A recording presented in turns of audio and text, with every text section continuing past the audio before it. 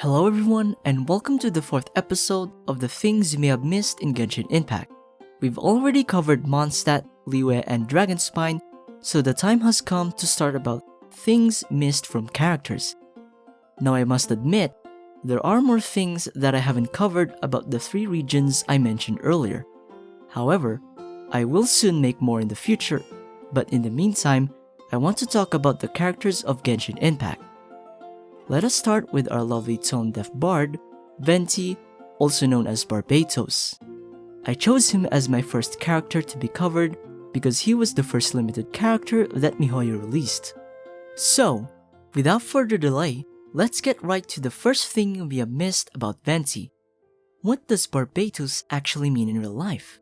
In demonology, Barbatos is a Duke of Hell.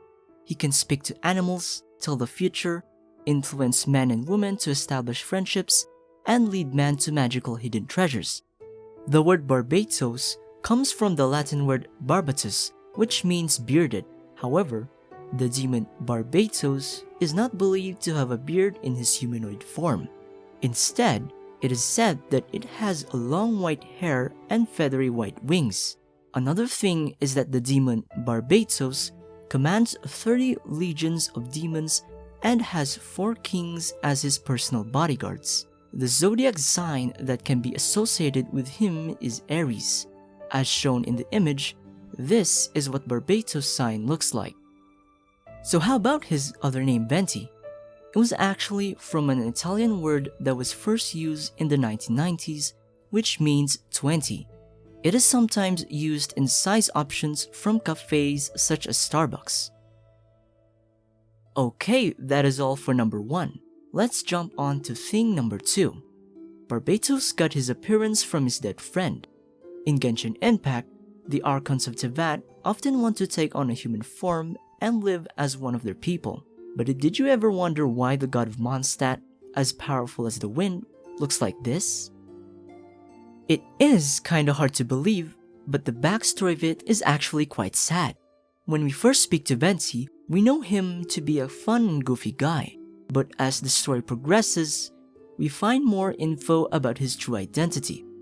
During the quest at Mondstadt's cathedral, he admits himself as being the Animal Archon. So, for the backstory, it all started when Mondstadt was located in what we now know as Stormterror's lair. At present, Mondstadt is known as the City of Freedom. However, the old Mondstadt was so different from what it is now. 2,600 years ago, the old Mondstadt was established by Decarabian, an Archon also known as the God of Storms. Decarabian founded Mondstadt to protect his people from the blizzards caused by Andrias. Decarabian and Andrias hated each other, and because of this, Decarabian surrounded the old Mondstadt inside a wind barrier that wouldn't let anyone in or out. So how is this connected with Barbatos? Well, Barbatos was just a nameless wisp of a wind at the time of when old Mondstadt existed. He then formed a bond with a person known as the Nameless Bard. Both Barbatos and the Nameless Bard wanted to go outside the wind barrier that Decarabian made. As for Decarabian, he thought that his people loved him and respected him. However, his people thought that his wind barrier is a sign of Decarabian's tyranny. Decarabian loved his people and thought that his wind barrier was to keep his people safe. Unfortunately, his understanding of love was different from how humans interpreted it. At one point, Decarabian even had a human lover named Amos to feel what love really is. Amos soon realized that Decarabian's love for her wasn't the same as it was for her. Because of this, the Nameless Bard, Amos, and Barbatos led a rebellion against Decarabian. After the conflict, both the Nameless Bard and Amos died. Barbatos, who survived, took on his dead friend's appearance and took Amos' bow as his weapon as a sign of respect and commemorate their sacrifice for freedom. And so that is all I have for number 2. Moving on to thing you may have missed number 3. Barbatos and Morax used to hang out all the time at Liyue Harbor.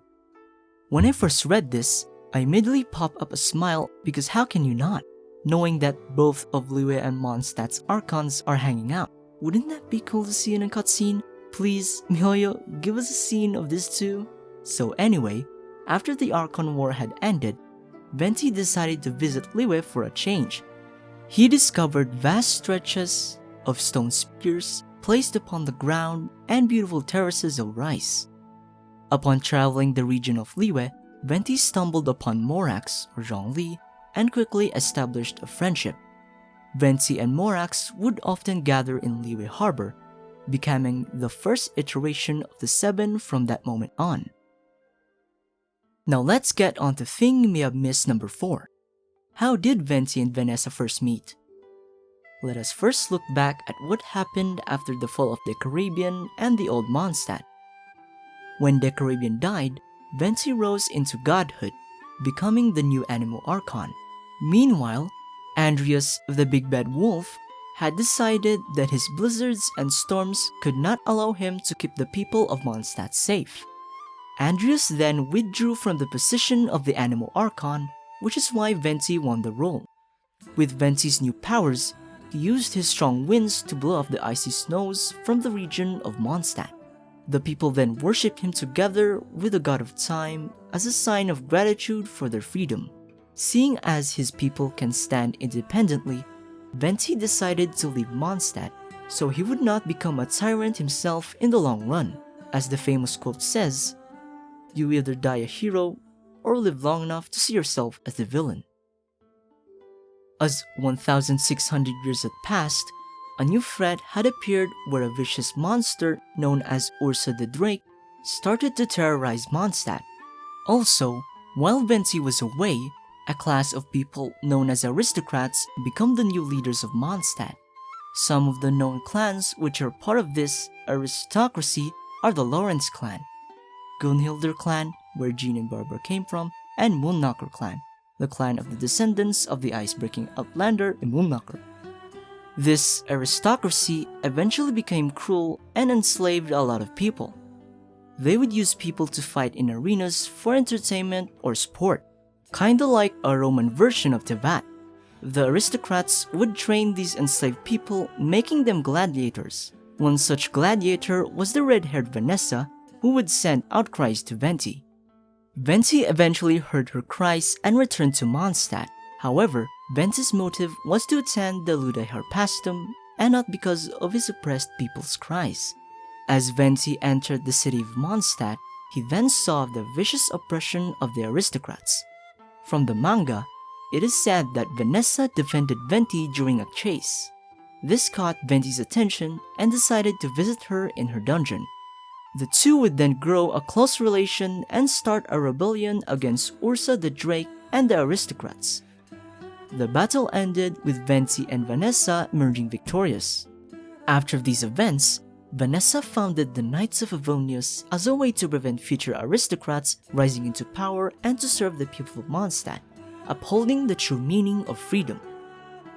Vanessa gains the title of Dandelion Knight, and Venti refers to her kind as the Children of Murata. Moving on to the thing you may have missed number 5. Venti turned Pilus Peak, the highest point of the world, into an island known as the Musk Reef. When the event Unreconciled Stars was released, players get to know the truth about Leonard and his journey to Pilus Peak. Leonard is an exceptional adventurer and is well known across the Vat. He was always challenging himself in certain difficult situations. For his last adventure, he decided to climb Pilus Peak. He wasn't exactly aware of the danger he was about to face. Unfortunately, his ascent to Pilus Peak caused him his death. And we get to know more about the stars falling from the sky. Now if you head to Musk Reef, it may be hard to notice, but if you look at it from above, it is shaped like the animal sign of Tevat. It is a cool detail that most players don't notice. Now for the 6th thing you may have missed, the first encounter of Venti and Dvalin. Before Venti and Dvalin knew each other, Dvalin used to be a very curious dragon, often observing the humans and flying above Tevat. However, he did not understand human emotions and wished to learn human speech. One day, he got attracted by the music from the famous Holy Lyre de Himmel, the harp that we break in the main story quest. That was when he met Venti and decided to stay by his side. The Valens started to care for the city of Mondstadt and protected its people. Now the duo of Venti and the Valen was shown when they fought the large black dragon Durin. Durin was so huge that you could fit 10 Valens in its stomach. During the ensuing battle, Venti and the Valen tore open the throat of Durin. This caused the Valen to ingest the poisonous blood Durin had, causing the Valen to fall into a slumber. For the 7th thing you may have missed, Venti is allergic to cats and furry animals. During Jean's story, there is a part where we get to see Venti and the owner of the cat's tail. The owner then tells you that she needs help in finding for her Prince. Prince is the cat and is actually very hard to catch, so if we finally catch Prince, Venti suddenly sneezes non-stop. It is actually a cute detail because even the Animal Archon has a weak spot for cats. So now I want to give you a couple more bonus ones. For bonus number 1, Venti does not wish for Mona to see his constellation. Most people in Mondstadt do not know the true identity of Venti. So, when Mona assumed that he was just a bard, she decided to look at his constellation. According to her voice line, when she started to look into Venti's constellation, strong winds suddenly came out which can blow away Mona's clothes. The next bonus thing is that Venti's voice actor in Japanese is familiar.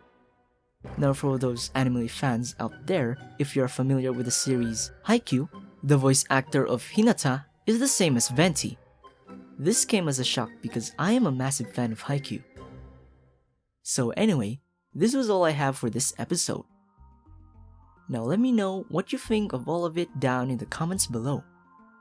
If you missed any of these things, or if you want to add more that I haven't mentioned, share it down and let us know. Thank you very much for watching, and I hope you enjoyed it as much as we made this video. So, as usual, until the next one, be safe and stay tuned.